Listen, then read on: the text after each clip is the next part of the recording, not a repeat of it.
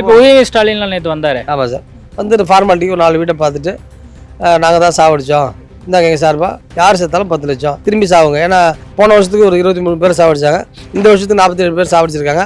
இப்போ அடுத்த வருஷம் இலக்கு என்னன்னு அவர் தான் சார் சொல்லணும். வறுமைக்கோட்டு கீழே இருக்கும். நாங்கள்லாம் உடம்பு வலிக்கு சாராயம் குடிக்கிறது எதிரி வேலை செய்வாங்க. போய் 6 மணி ஆனால் அதை குடித்தாதான் தூங்குவாங்க. எங்கள் சமுதாயத்தில் ஆம்பளையும் குடிப்பாங்க, பொம்பளையும் குடிப்பாங்க. அது இந்த விஷ சாராயன்றதுனால ரொம்ப பாதிச்சிருச்சு.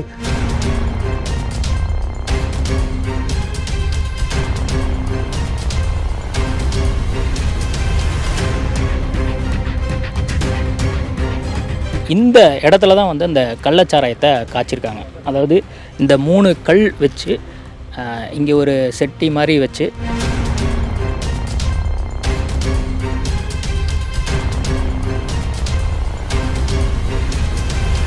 ஐபிசி தமிழ் நேயர்களுக்கு வணக்கம். நாம் இப்போது கள்ளக்குறிச்சி அருகே இருக்கக்கூடிய கருணாபுரத்தில் இருந்துகிட்ருக்கோம். கள்ளச்சாராயம் குடித்து இதுவரை நம்ம பேசி கொண்டிருக்கக்கூடிய தருணம் வரைக்கும் கிட்டத்தட்ட ஒரு 47க்கும் மேற்பட்ட நபர்கள் இறந்திருக்காங்க. மெத்தனால் அதிகமாக கலந்ததன் காரணமாக உயிரிழந்திருக்கிறாங்க அப்படிங்கிற செய்தி தமிழ்நாடு மட்டும் இல்லாமல் இந்தியா முழுவதுமே ஒரு துயரமான ஒரு செய்தியாக பார்க்கப்பட்டுருக்கு. ஏற்கனவே கடந்த வருடம் மே மாதம் இதே மாதிரி கள்ளச்சாராயம் குடித்து பல்வேறு நபர்கள் இறந்ததை பார்த்தோம். குறிப்பாக 23 நபர்கள் இறந்திருந்தாங்க. இந்த முறை மற்றும் ஒரு துயர சம்பவமாக இந்த சம்பவம் மாறி இருக்கு. மக்கள் இன்னும் அந்த துயரத்திலிருந்து மீள முடியாத ஒரு சூழல் தான் இருக்குது.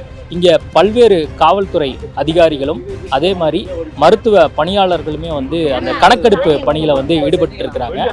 அரசாங்கம் ரொம்ப வேகமாக பல்வேறு முன்னெச்சரிக்கை நடவடிக்கைகள் எடுத்துகிட்டு இருக்காங்க.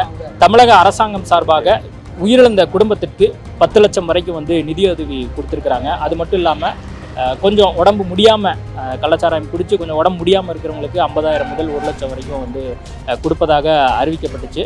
அதையும் அந்த பணிகள்லையும் அரசாங்கம் ஈடுபட்டுருக்கு. இந்த பகுதியே ஒரு பரபரப்பாகவே காணப்பட்டுருக்கு அப்படின்னே சொல்லலாம். இன்னொரு பக்கம் காரணம் என்ன அப்படின்னா, காவல்துறை அதிகாரிகளும் அதே மாதிரி மருத்துவ பணியாளர்களும் இந்த பகுதியில் தங்கி என்ன நடந்துச்சு அப்படிங்கிறத பற்றிலாம் தொடர்ந்து விசாரணை பண்ணிகிட்டு இருக்காங்க. அது மட்டும் இல்லாமல் தொடர்ந்து நேற்றைய தினம் பார்க்கும்போது முன்னாள் அமைச்சர்கள் நிறைய பேர் வந்திருந்தாங்க, அதிமுக பிரமுகர்கள் நிறைய பேர் வந்திருந்தாங்க.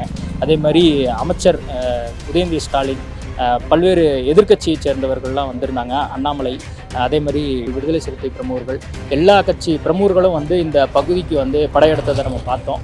அவங்களுக்கு ஆறுதல் கூறிய விஷயங்களையும் நம்ம பார்த்தோம். தொடர்ந்து இந்த பகுதியை பொறுத்த வரைக்கும் மக்கள் ஒரு சோகமாக இருக்கிறத நம்ம பார்த்துட்ருக்கோம். நம்ம இன்றைக்கி ஃபுல்லாக இந்த பகுதி மக்களினுடைய எண்ணோட்டம் என்னவாக இருக்குது, ஏன் அவங்க கள்ளச்சாராயத்தை போக வேண்டிய ஒரு சூழல் தள்ளப்பட்டிருக்கிறாங்க, அது மட்டும் இல்லாமல் இந்த பகுதி மக்கள் எந்த மாதிரியான தொழில்களில் ஈடுபட்டுருக்கிறாங்க அப்படிங்கிறது குறித்தெல்லாம் நம்ம நிறையா கேட்டு தெரிஞ்சுக்க போகிறோம். அது மட்டும் இல்லாமல் நேற்றைய தினம் கிட்டத்தட்ட ஒரு 28 நபர்களை அந்த சுடுகாட்டில் ஒரே இடத்துல எரிச்சிருக்கிறாங்க. அந்த இடத்துக்கு நம்ம போய் அங்கே நடந்த விஷயங்கள் குறித்து நம்ம பார்க்க போகிறோம்.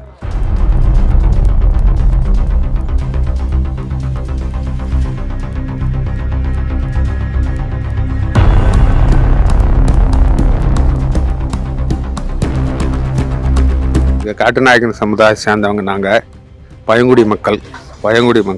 வறுமைக்கோட்டு கீழே இருக்கோம். நாங்கள்லாம் வீடு வாசல்லாம் சொந்தமாக கிடையாது.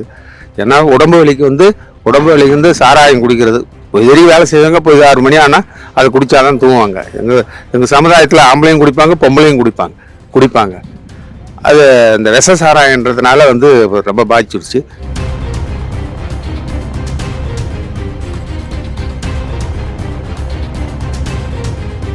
அதாவது கருணாபுரம் பகுதியில் கள்ளச்சாராயம் எங்கே விற்றாங்களோ அந்த பகுதியில் தான் நம்ம நின்றுட்டுருக்கோம். நீங்கள் நல்லா பார்க்கலாம். ஆக்சுவலாக இந்த பேக்கெட்ஸ்லாம் கூட பார்த்திங்கன்னா கள்ளச்சாராயம் குடித்து விட்டு அந்த பேக்கெட்டை அவங்க வீசியிருக்கிற விஷயங்கள் தான் பார்க்குறோம். எத்தனை பேக்கெட்ஸ் இந்த சைடில் இருக்குதுன்னு பாருங்கள்.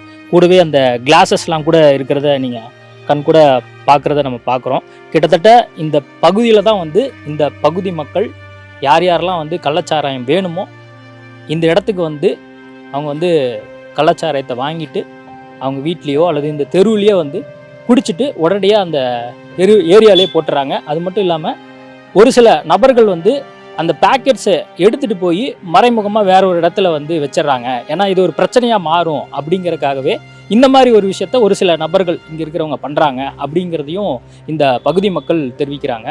அதை தாண்டி இந்த பகுதி மக்கள் வந்து பெரும்பாலும் யாராக இருக்கிறாங்க அப்படின்னு பார்த்தீங்கன்னா தினக்கூலி போகிறவங்கள தான் இருக்கிறாங்க. குறிப்பாக சொல்லணும்னா அன்றாட தொழில் செஞ்சு தான் அவங்களுடைய வாழ்வாதாரத்தையே வந்து அடுத்த நிலைக்கு சாப்பிட வேண்டிய ஒரு சூழலில் இருக்கக்கூடிய நபர்களாக தான் இருக்கிறாங்க.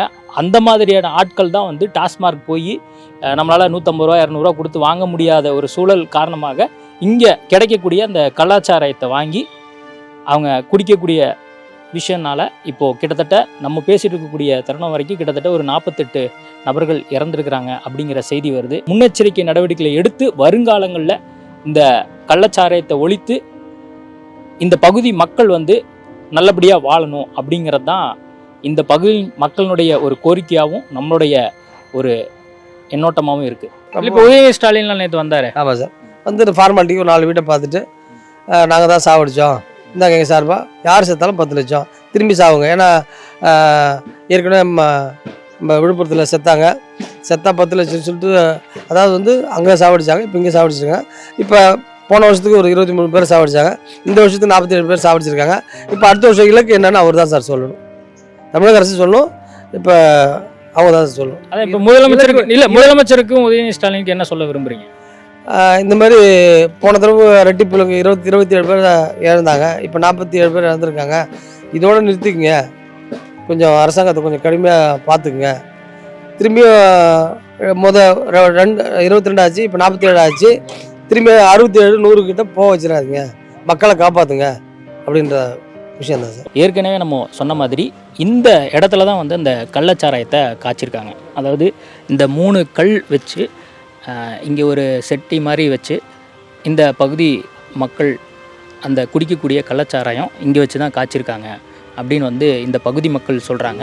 கள்ளச்சாராயத்தால் உயிரிழந்தவங்களை ஒரே இடத்துல நேற்று வந்து தகனம் பண்ணாங்க. அது மட்டும் இல்லாமல் ஒரு சில நபர்களை வந்து புதைக்கவும் செஞ்சுருக்காங்க. அதாவது இந்த வழியாக தான் வந்து நேற்று கிட்டத்தட்ட ஒரு 28 நபர்களை வந்து அந்த ஒரே இடத்துல வச்சு தகனம் பண்ணுறதும் அதே மாதிரி புதைக்கிற விஷயம் நடந்திருக்கு. அந்த இடத்துக்கு தான் நம்ம இப்போ போயிட்டுருக்கோம்.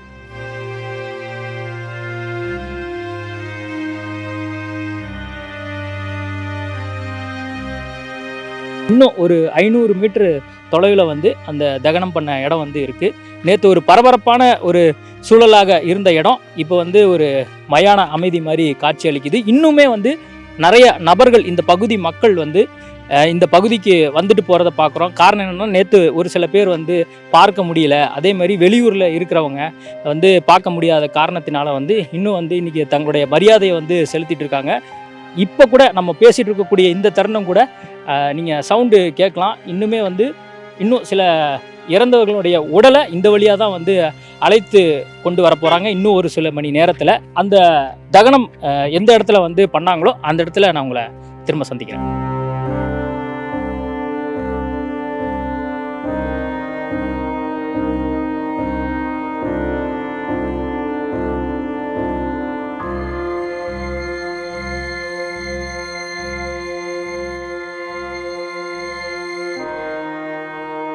கள்ளச்சாராயத்தால் உயிரிழந்த 13 நபர்களுடைய உடல் வந்து நேற்றைய தினம் வந்து இங்கே தகனம் செய்யப்பட்டிருக்கு. இன்றைக்குமே கூட கிட்டத்தட்ட ஒரு சில உடல்கள் இங்கே வரும் அப்படின்னு வந்து இங்கே இருக்கக்கூடிய நபர்களால் தெரிவிக்கப்படுது. கள்ளச்சாராய விவகாரம் தமிழ்நாடு மட்டும் இல்லாமல் இந்தியா முழுவதுமே தற்போது பேசுபொருளாக மாறி இருக்கு. முதலமைச்சர் தொடங்கி எதிர்க்கட்சி தலைவர், இன்னும் சொல்லப்போனால் நடிகர் விஜய் உட்பட எல்லாருமே வந்து தங்களுடைய கண்டன குரல்களை கொடுத்துட்ருக்காங்க. இந்த கள்ளச்சாராயத்தை முழுவதுமாக ஒழிக்கப்படணும் அப்படிங்கிறது தான் எல்லாருடைய ஒரு குரலாகவும் இருந்துகிட்ருக்கு. இந்த பகுதி மக்கள் ரொம்பவுமே வேதனையாக தங்களுடைய கருத்துக்களை பகிர்ந்து கொள்வதையும் நம்மளால் பார்க்க முடியுது. கிட்டத்தட்ட 2-3 நாட்களாகவே இந்த பகுதி மக்கள் மிக வேதனையான ஒரு சூழல் இருக்காங்க. காரணம் என்னென்னா, ஒவ்வொரு ஏரியாலுமே ஒரு உடல் வந்து அங்கே கிடத்தப்பட்டிருக்கிறத நம்ம பார்த்தோம். இன்றைக்குமே கூட பல்வேறு நபர்கள் அங்கே வந்து தங்களுடைய இறுதி காரியங்களை செய்திருக்கக்கூடிய விஷயங்களையும் நம்ம பார்த்துட்ருக்கோம். இந்த இடத்துல தான் வந்து இன்றைக்குமே கூட ஒரு சில உடல்கள் வந்து தகனம் செய்யப்படும் அப்படின்னு வந்து சொல்லப்பட்டிருக்கு.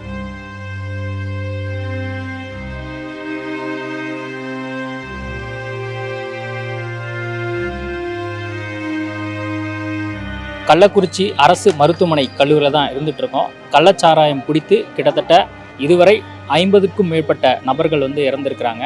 இந்த அரசு மருத்துவமனை கல்லூரியில் தான் வந்து அவங்க சிகிச்சை பெற்று பல்வேறு நபர்கள் உயிரிழந்திருக்காங்க. இன்னும் மேலும் பல நபர்கள் வந்து இங்கே சிகிச்சை பெற்றிருக்காங்க.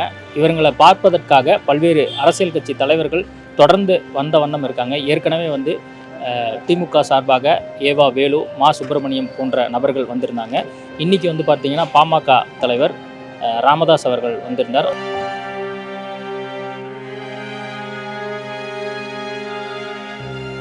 பாதிக்கப்பட்ட மக்களை வந்து தொடர்ந்து பார்த்துக்கிட்டு இருக்காங்க. நம்ம காலையிலேருந்து பார்த்தோம் கருணாபுரம் மக்கள் வந்து எந்த அளவுக்கு துயரத்தில் இருந்துட்டு இருக்காங்க அப்படின்னு சொல்லிட்டு ஏரியாவுக்கு ஏரியா பல்வேறு நபர்கள் வந்து உயிரிழப்பை வந்து சந்திச்சிருக்கிறாங்க அப்படிங்கிறத நம்ம பார்த்துட்ருக்கோம். இங்கே தான் வந்து அவங்களுக்கான சிகிச்சை நடைபெறுது அப்படிங்கிற ஒரு சூழலில் தொடர்ந்து அரசாங்கம் முன்னெச்சரிக்கை நடவடிக்கைகளில் ஈடுபட்டு இந்த கள்ளச்சாராயத்தை ஒழிக்க வேண்டும் அப்படிங்கிறது தான் அரசியல் கட்சிகளுடைய கோரிக்கையாகவும் மக்களினுடைய கோரிக்கையாகவும் இருந்துகிட்ருக்கு. நன்றி.